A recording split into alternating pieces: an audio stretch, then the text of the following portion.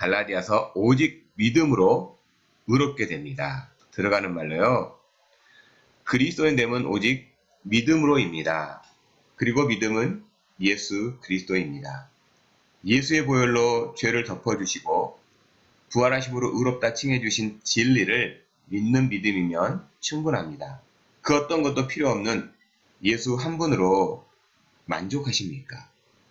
여러분은 그 어떤 것도 필요 없는 예수 한 분으로 만족하고 계십니까?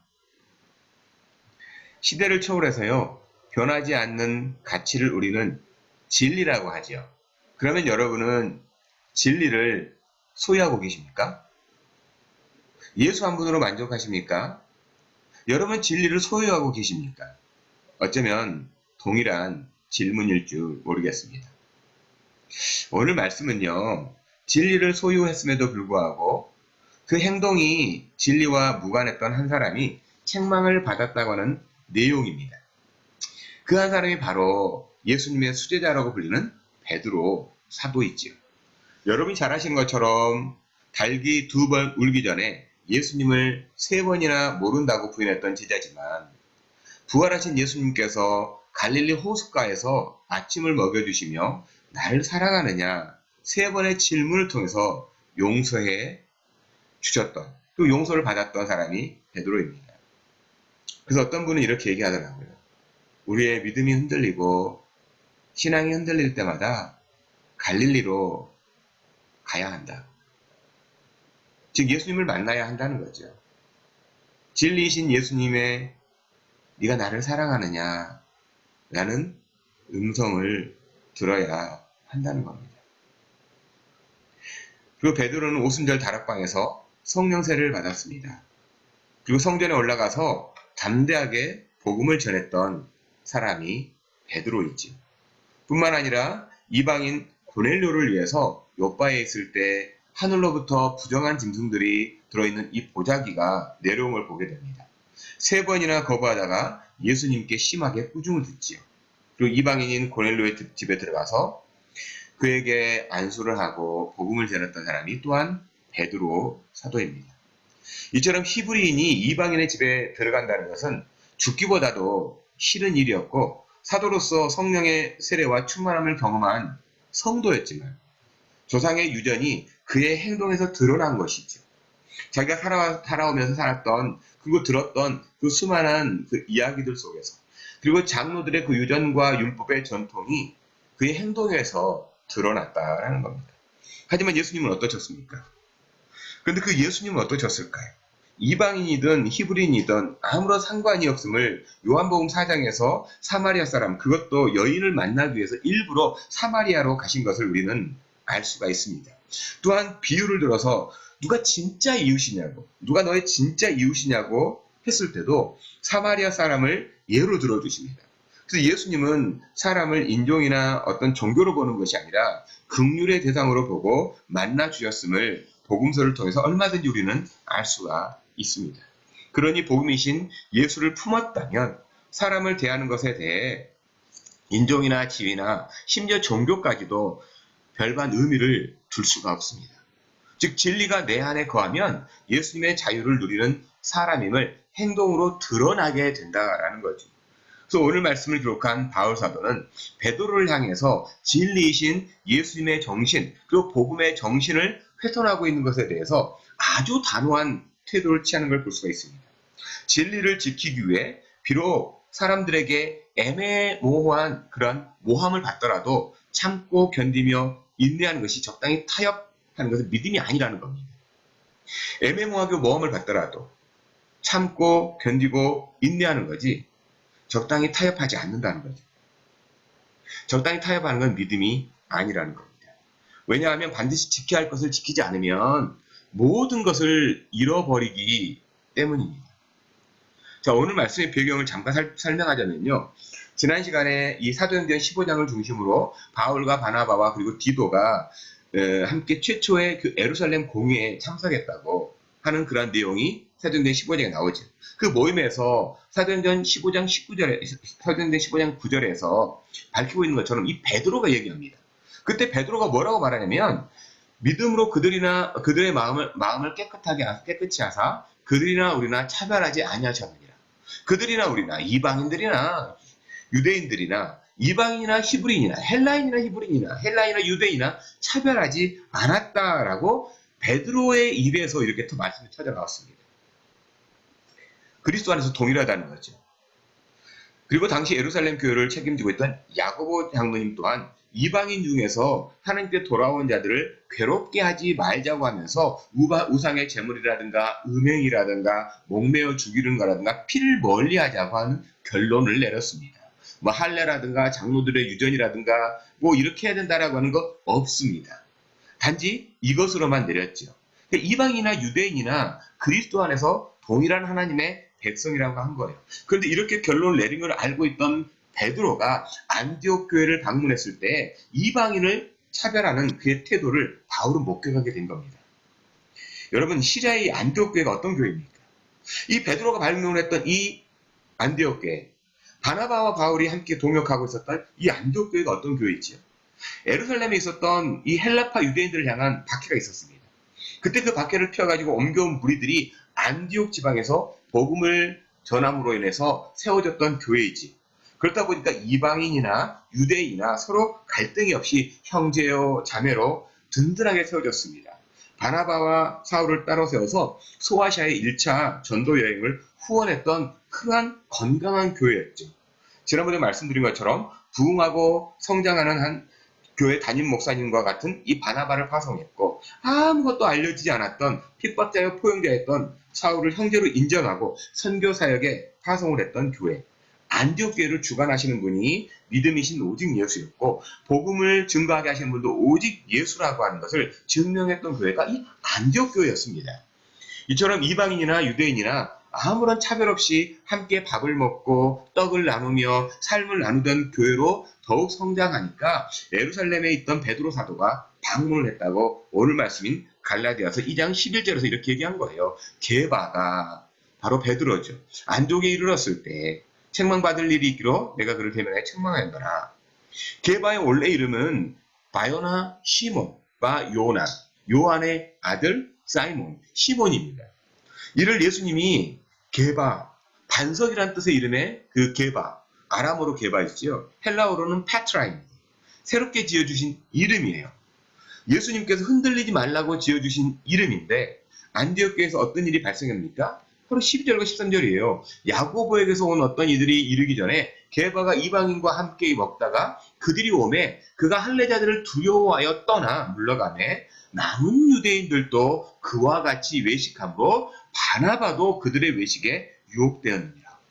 야고보에서 어떤 이들, 즉 예루살렘에서 온 사람들입니다. 예루살렘에서 온 유대인 그리스도인들, 또 구체적으로 보면 헬라파라고 불리우는 유대인, 정통 유대인 그리스도인들, 바리새인이었다가 회심한 그리스도인들이라고 할 수 있죠. 이방인이나 유대인이나 함께 먹고 나누는 그 친교의 현장에 베드로가 있었습니다. 그런데 이 할례파 유대인들을 보면서 두려워하여 떠나 물러났다는 거예요. 사람을 보고 두려워했다는 겁니다. 사람을 보고 무서워했다는 거예요. 예수 그리스도의 수사도로서 나가서 복음을 선포하면 수천 명씩 회개하는 역사를 경험했던 베드로잖아요. 장로들의 유전을 더 소중히 여기는 사람들을 두려워했다는 겁니다. 나가서 복음 전하면 수천 명이, 3천 명, 5천 명이 막 돌아오는 그런 놀라운 현장에 사역했던 이 베드로지만 장로들의 유전 가운데 있었던 같은 그리스도인들, 헬라파 유대인들을 향해서 그들을 보고 두려워했다는 거예요. 진리를 품고 살아가는 사람이 비진리를 보고 두려웠다는 겁니다. 여러분, 이런 베드로를 향해 여러분 어떻게 생각하십니까? 이런 베드로를 향해서 여러분 어떻게 생각하세요? 저는 개인적으로 이런 베드로를 보면서 큰 위로를 얻습니다. 어쩌면 인류 역사상 가장 뛰어난 능력을 가졌던 그리스도인 중에 한 사람이었던 베드로. 예수님께서 직접 혼내면서 배우며 사랑을 받았던 사람임에도 뿐만 아니라 성령의 능력을 경험했음에도 사람을 두려워하는 그를 보면서 한없이 연약한 존재가 사람이라는 것에 대해서 위로를 얻어요. 사실 이런 베드로를 보면서 누가 손가락질할 수가 있겠어요. 우리 모두 베드로보다 더 뛰어날까요? 다 그만한 사람이에요. 예수님께서 함께 해주시기 때문에 우리가 겨우겨우 믿음으로 살고 있는 거예요. 그 성경을 읽지 않으면 쉽게 무너지는 존재. 일용할 양식을 먹지 않으면 우리는 늘 배고픈 존재예요. 하나님의 말씀을 먹지 않으면, 매일같이 새롭게 먹지 않으면 배고픈 존재예요. 무너지는 존재예요. 옛날에 먹었던 말씀이 무슨 필요가 있어요? 어제 먹었던 밥이 오늘 배부르게 합니까? 오늘 말씀을 먹어야지요. 그 말씀을 매일같이 먹지 않으면서 옛날 먹었던 말씀 가지고서 아무리 되뇌어 보세요. 오늘 배고픈 건 배고픈 거잖아요. 예수님과 함께 해주시기 때문에, 즉 말씀이 함께 하시기 때문에 우리가 겨우겨우 믿음으로 살아가는 거예요. 겨우겨우 믿음 가지고 살아도 베드로처럼 무너지잖아요. 그러면 말입니다. 이를 책망하고 있는 바울은 정말 뛰어난 사람일까요? 바울이요. 사실 엄밀하게 이 장면을 보면 베드로를 책망하고 있는 바울은 말이 안 되는 거예요. 말이 안 되는 장면이에요. 이것이 얼마나 말이 안 되는지 제가 좀 간략하게 설명을 해본다면요. 한국 교회에서 아주 존경을 받는 목사님 중에 한 분인 고 황경진 목사님이 계세요. 이분을 향해서 저같이 하찮은 목사가 제주 4.3 사건의 배후에 있었던 서북 청년단에 대해서 어떻게 그럴 수 있느냐고 묻는 것과 비교도 안 될 정도로 바울이 바나바를 책망하고 있는 거예요. 어떻게 보면 예수님이 만나 주셨다고 일명 헷가닥해가지고 복음 증거한다고 설쳐되고 있는 조무래기가 예수님과 함께 살았던 수제자를 향해서 면박을 준다는 것. 지금 한국교회 같으면 당장 목사 제명감이죠. 저거 함부로 말한다고, 저거 목사에서 제명시켜버려야 한다고. 제명감입니다. 근데 이 책망을 받는 베드로나 책망하는 바울이나 그만한 그릇인 것에 분명합니다. 책망받고 있는 베드로, 책망하는 바울이 참 대단한 거예요. 그렇다면 바울은 왜 그렇게 불같이 베드로를 책망했던 걸까요? 베드로는 이 안디옥교회에 왔다 가지만 안디옥교회에 남아있는 지금까지 형제, 자매로 한 식탁에서 이방인이든 유대인이든 함께 밥을 먹고 성도의 교제를 나누고 친교를 나누었던 그 교회가 이제 둘로 갈라지게 생긴 상황이에요. 거기에 교회의 영적 지도자라고 하는 이 바나바마저도 외식, 따로 밥 먹는다는 거 아니에요. 혼자 밖에 나가서 밥 먹는다는 거 아니죠. 이방인과 거리두기를 하고 있다는 거예요. 눈치를 보면서 갈라서고 있다는 겁니다. 비진리가 진리를 철저하게 농락하고 있는 현장에서 누구든지 붕괴하고 타협할 수 없는 진리를 지키기 위해 몸부림을 갖는 바울을 통해서 우리는 복음의 진리를 목격하게 되죠. 그렇기 때문에 14절에 그러므로 나는 그들이 복음의 진리를 따라 바르게 행하지 아니함을 보고 모든 자 앞에서 게바에게 이르되 내가 유대인으로서 이방인을 따르고 유대인답게 살지 아니하면서 어찌하여 억지로 이방인들을 유대인답게 살려게 하려느냐 하였노라. 네. 게바 너 유대인답게 살지 않았잖아. 그럼 또 이방인 보고 또 이방인처럼 살라고 말해요. 또 유대인처럼 살라고 말할 수 있니? 복음의 진리를 따른다면서 어떻게 그렇게 행할 수 있느냐고 책망하는 거예요. 여러분 이 책망은요 절대로 네가 믿음이 있다 없다 라고 묻는 책망이 아니에요. 너 믿음이 있다면 어떻게 그렇게 할 수 있어? 너 믿음 없는 자 아니야? 라는 책망이 아니에요. 복음의 진리를 가진 자로서 살아가자 라는 거예요.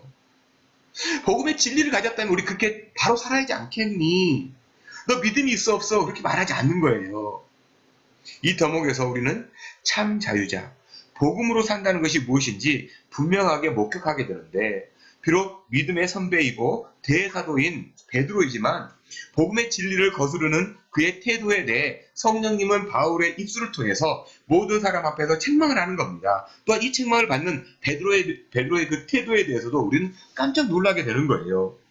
뭐 저런 인간이 다 있냐? 건방지게 감히 네가 누군데 이래라 저래라 하느냐? 그런 태도가 전혀 없지요. 성령의 음성을 겸허하게 받아들이는 베드로에게서 대사도도 잘못할 수 있지만 그 잘못에 대해 변명하거나 핑계대지 않았다는 것에 대해 복음의 진리를 따르는 사람의 반응을 엿보게 됩니다. 우리는 연약하기 때문에 핑계하죠. 연약하기 때문에 변명을 대요. 근데 진짜 복음의 진리를 가지면 변명하거나 핑계대지 않고 그 말의 뜻을 그대로 이해하고 자기 자신에 적용하면서 복음의 진리를 지켜나가는 걸 보게 됩니다. 그런 의미에서 요즘 한국교회에서 감투점 가졌다고 어디 대표가 되었다고 하면 불법, 편법을 행하고도 아무런 거리낌도 없고 혹시 이를 지적하면 네가 누구냐? 네가 뭔데 감히라는 말을 서슴없이 한 걸 들을 때 참 서글프고 웃긴 일명 우픈 현실이 아닌지 갈라디아에서 오늘 본문을 좀 나눠주고 싶어요. 오늘 본문을 좀 읽어보라고 하고 싶어요. 그렇다면 이 복음의 진리가 과연 무엇이기에 사람의 연조나 장로들의 전통에 매이지 않고 담대할 수가 있었을까? 여러분도 복음의 진리가 있으십니까? 복음의 진리가 과연 무엇이기에 이처럼 강력할 수 있습니까? 오늘 본문을 통해 복음의 진리인 믿음에 대해서 좀 간략하게 좀 살펴봤으면 좋겠어요. 이 믿음에 대해서요. 예수 그리스도에 대해서 한번 살펴봤으면 좋겠어요. 첫 번째는요. 예수 그리스도를 믿음으로 의롭게 됩니다. 우리는 예수 그리스도를 믿음으로 의롭게 된다는 거죠. 우리 16절 말씀을 한번 같이 읽어볼까요? 16절 말씀 같이 읽겠습니다. 사람이 의롭게 되는 것은 율법의 행위로 말미암음이 아니요 오직 예수 그리스도를 믿음으로 말미암는 줄을 알므로 우리도 그리스도 예수를 믿나니 이는 우리가 율법의 행위로서가 아니고 그리스도를 믿음으로써 의롭다함을 얻으려 함이라. 율법의 행위로서는 의롭다함을 얻을 육체가 없느니라.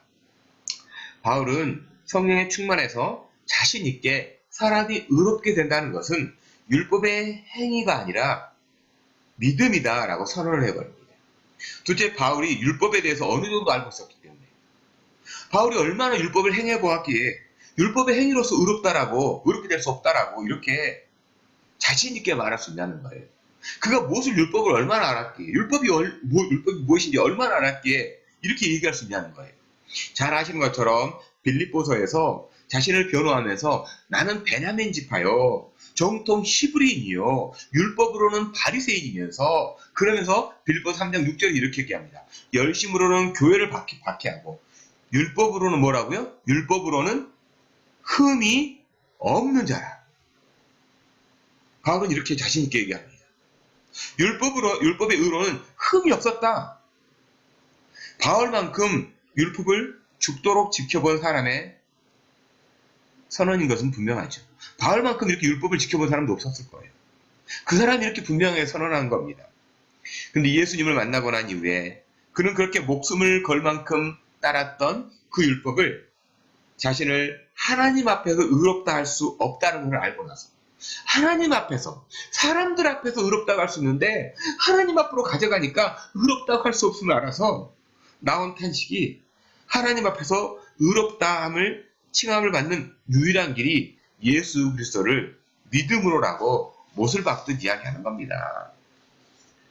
즉 바울에게 있어서 예수를 믿는 가치와 율법의 행위에 대한 가치의 확연한 차이와 함께 내가 지켜야 할 가치를 분명히 하라는 겁니다. 그러니까 삶의 방식이 그 사람의 의롭다함을 규정하는 것이 아니에요. 삶의 방식이 그 사람의 의롭다함을 규정하는 것이 아니라 예수님께서 주신 그 믿음이 그 사람의 의를 규정하는 거예요. 예수님께서 주신 그 의가, 예수님께서 주신 그 믿음이 그 사람의 의를 규정하는 거예요. 그러니 그 사람의 이전에 어떤 사람이건 그건 중요한 것이 아니라 그 안에 예수를 믿는 믿음이 있느냐. 그러니까 예수님이 그 사람 안에 내주하시는가가 그 사람의 의롭게 됨이라는 거죠. 일명 모태신앙이기 때문에 의롭게 되는 것도 아니고요. 착한 일을 많이 하거나 도덕적인 우위에 있기 때문에 그 사람이 의로운 사람이 아닙니다. 기독교 가풍에 부유한 집에서 자라가지고 성품도 좋고 낙천적인 사람이라고 할지라도 또한 어려운 집에 자라서 자기밖에 모르는 이기적인 존재라고 할지라도 예수님께서 만나주시는 은혜를 덧입었다면 의롭다라고 칭함을 받게 된다는 거죠. 어떻게 저런 인간이 구원을 받을 수 있냐고, 어떻게 저러고도 성도냐고 따지고 들어도 구원의 영역은, 의롭다함을 칭함을 받는 영역은 사람의 판단의 유무가 아니라 예수님의 고유의 영역에 속합니다. 그러면 우리는 예수만 믿고 살면 될까요? 우리만 예수만 믿고 산다고 하면 될까요? 네, 맞습니다. 하지만 그런데 말입니다. 예수만 믿고 산다는 게 뭐냐는 거예요. 그 예수만 믿고 산다는 게 뭘까요?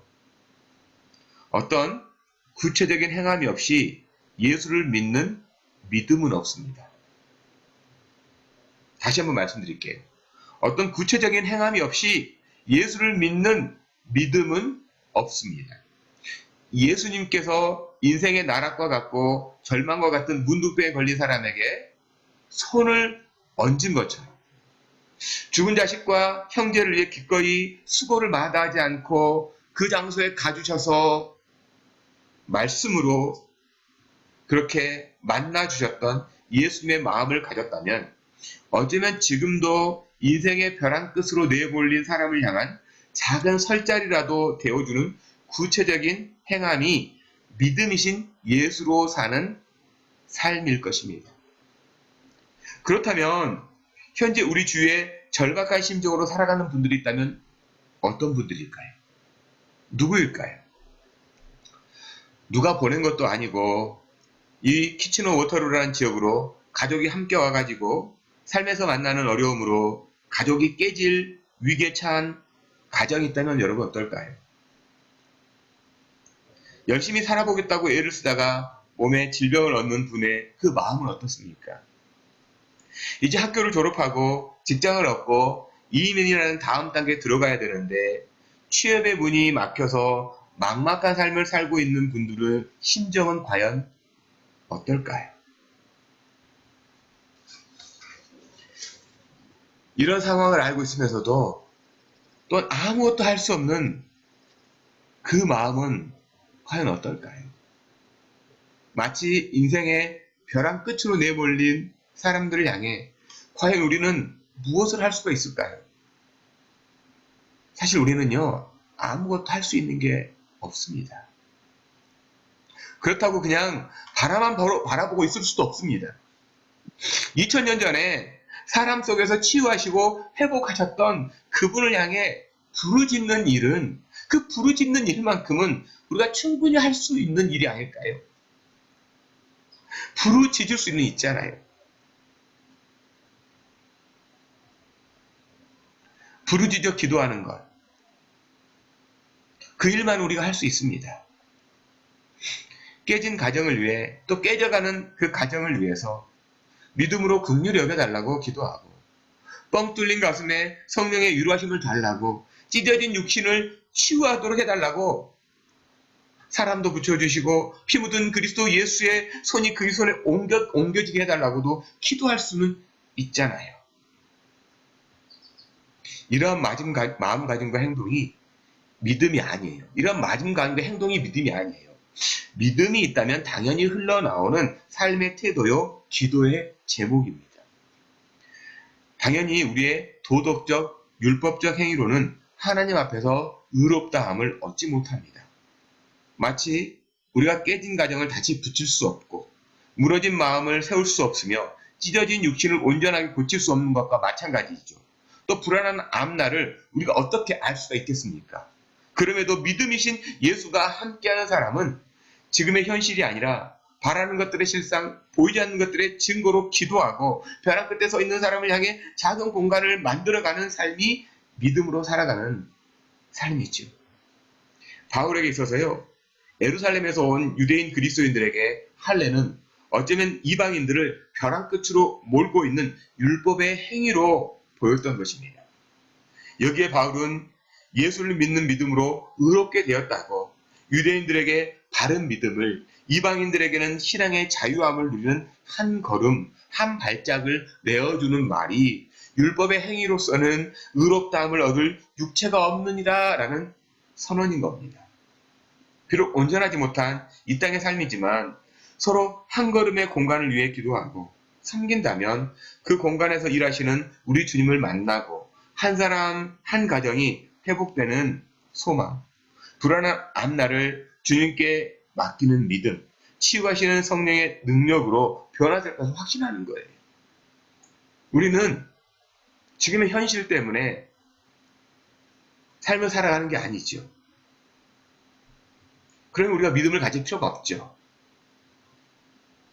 단지 그냥 현실의 삶을 그냥 살면 되죠. 하지만 우리에게는 믿음이신 예수가 있다면 바라는 것들의 실상, 보이지 않는 것들의 증거를 바라보고 살아가는 겁니다. 왜냐하면 예수 그리스도, 그분이 계시기 때문에. 또한 그거를 날마다 경험한 살아갈 수 있도록 매일 말씀을 먹고 또 살아가기 때문에. 그래서 말씀을 먹지 않는다는 건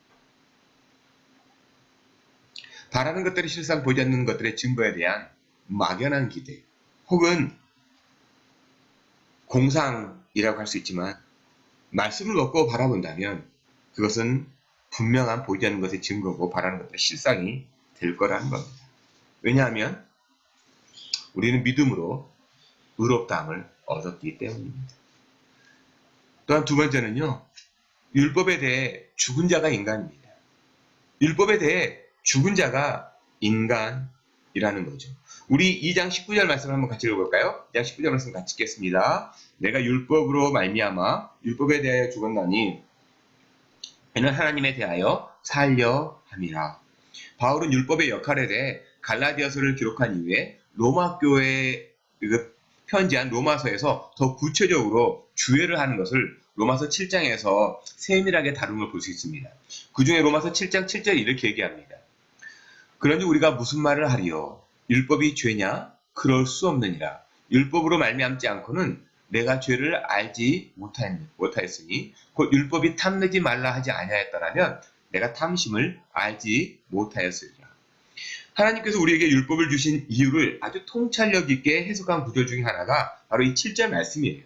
율법은 사람을 옭아매는 것이 아니라 율법을 통해 사람 속에 있는 죄를 보게 하는 역할이 있다는 겁니다. 그렇다고 율법이 사람의 죄를 없앨 수는 없습니다. 또한 사람이 율법을 보고 온전해지려고 노력은 할 수 있지만 노력한다고 온전해지는 것이 아님을 분명히 하는 겁니다. 단지 율법이 사람을 비추는 것은 사람은 반드시 죽는 존재라는 것을 분명히 한다는 거죠.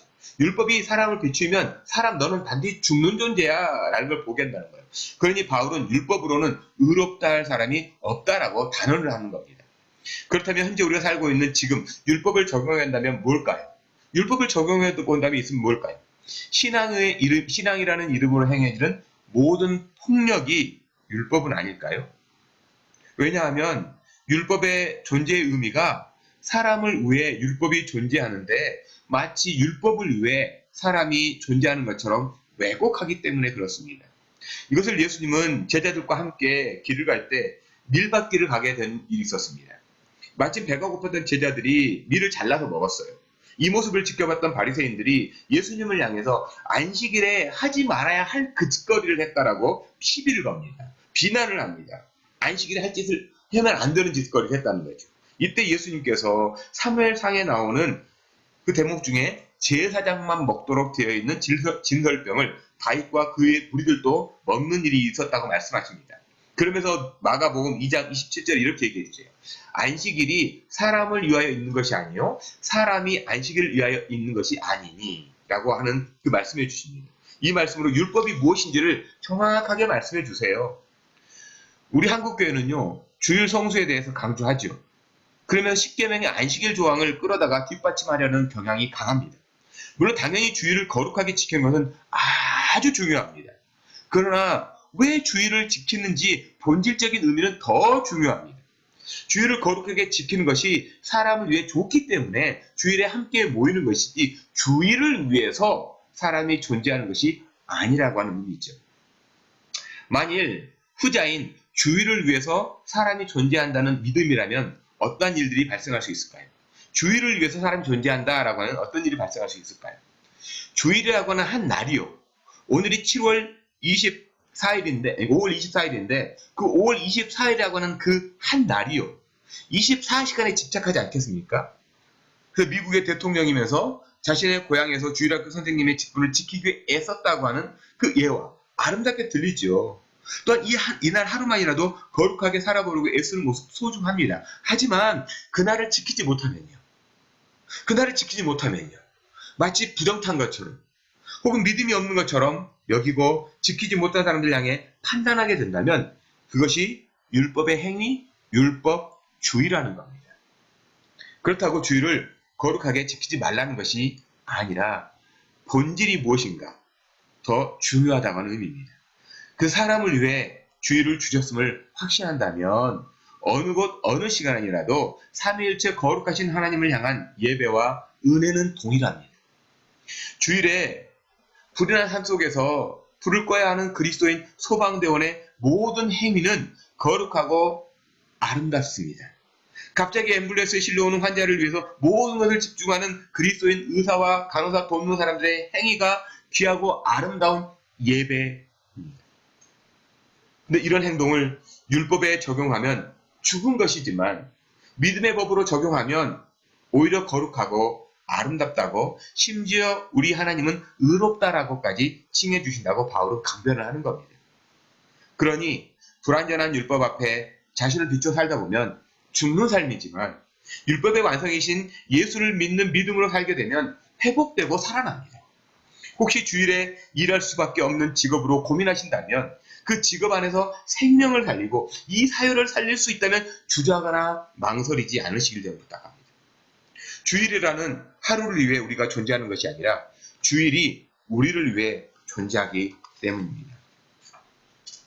또한 세 번째는요. 믿음으로 산다는 것은 그리스도와 함께 죽고 사는 겁니다. 믿음으로 산다는 건 그리스도와 함께 죽고 그리스도와 함께 사는 겁니다. 우리 20절 말씀 너무 유명한 말씀이죠. 한번 같이 읽어볼까요? 20절 말씀 같이 읽겠습니다.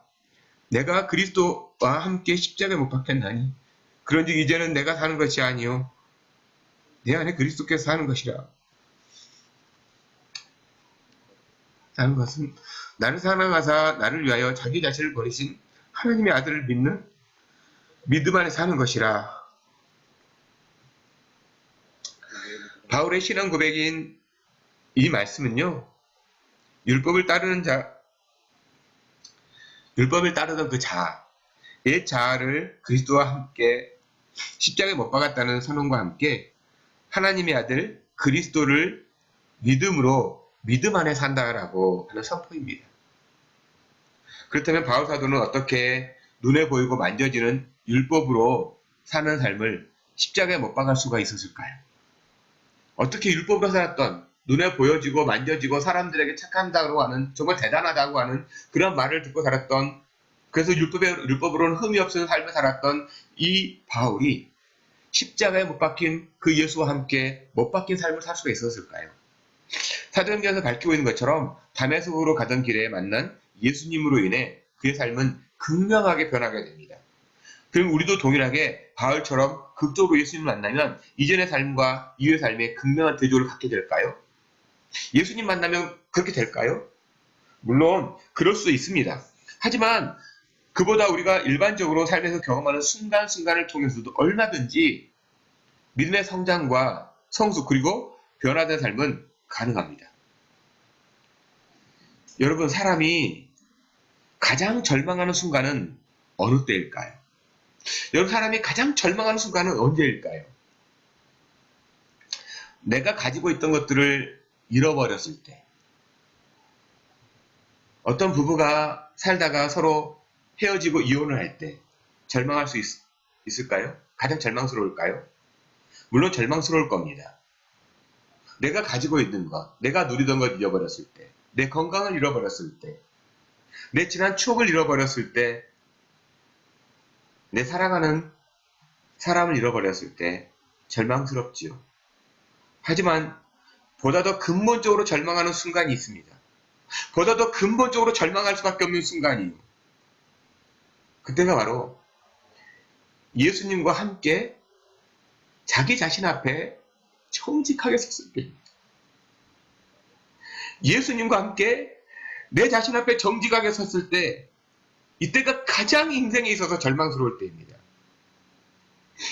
이때 내 자신 안에 내면 가득한 모든 추악한 것들이 보이고 가장 절망할 수밖에 없습니다. 그래서 바울 사도는 로마서 7장 24절에서 오호라 나는 공고한 사람이다. 이 사망의 몸에서 누가 나를 건져내랴. 어떻게 이런 통곡이 가능하냐면요. 21절이요. 내가 한 법을 깨달았노니 그 선을 행하기를 원하는 나에게 악이 함께 있는 것이로다.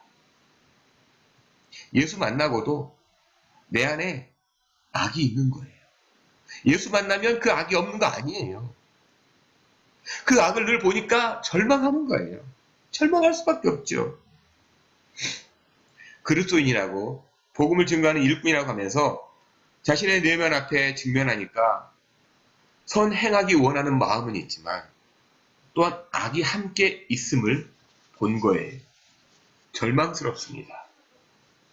그래서 오라 나는 공고한 사람이로다. 정말 비극적이다. 정말 비참하다라는 겁니다. 절망의 탄식이죠. 내가 내 안을 보니 거룩한 것이 없습니다. 지난날의 삶이 부정이 되는 거예요. 절망이 되고 이렇게 살면 한 걸음 앞 끝 모르는 낭떠지로 떨어질 것 같습니다. 어떻습니까?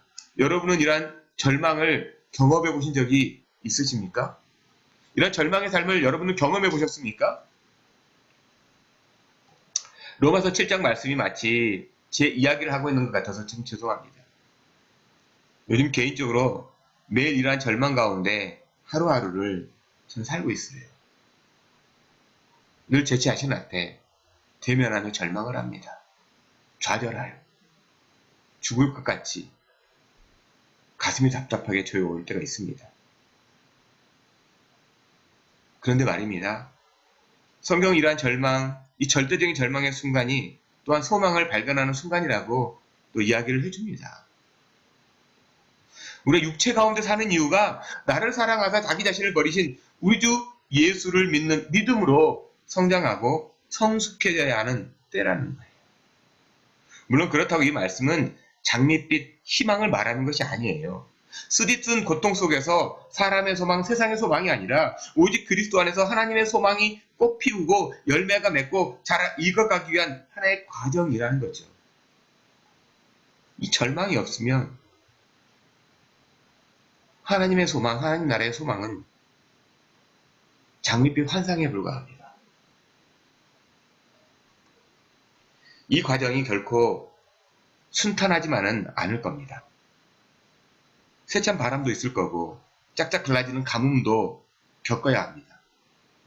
하지만요, 포도나무가 가지에 붙어있듯이 붙어있기만 하면 열매는 저절로 맺힙니다. 비록 더딜 수도 있죠. 비록 보이지 않을 수 있습니다.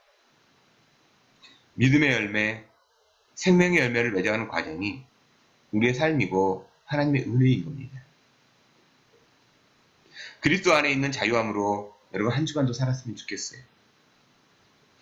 그리고 또한 절망에서도요, 은혜의 끈을 놓치지 않는 거룩한 성도가 되었으면 좋겠습니다. 바울 사도는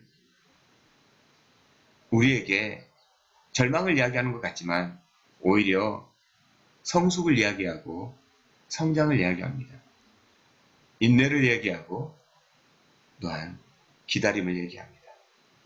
그게 참 자유함이라는 겁니다. 답답하죠. 우리 코로나19로 인해서 여러분들 삶이 많이 답답합니다. 또 삶의 문제 속에서 부딪히는 부분도 있을 겁니다. 그런데 말입니다. 그것이 하나의 과정입니다. 어떤 과정이냐면 또 하나의 열매를 맺어가기 위한 과정이라는 거죠. 여러분 한 주간도 용기를 내시고 힘을 내시고 믿음으로 살아내십시오. 믿음이신 예수로 살아내십시오. 말씀으로 이겨내십시오. 견디십시오. 그리고 기도함으로 부르짖음으로 설 자리가 없는 사람들에게 한 발자국 내어주는 성도가 되시기를 저는 축원합니다. 그래서 예수로 살고 예수로 죽으며 부활하신 주님만을 바라보고 살아가는 거룩한 성도가 되시기를, 우리 링크교회가 되기를 간절히 축복하고 원합니다.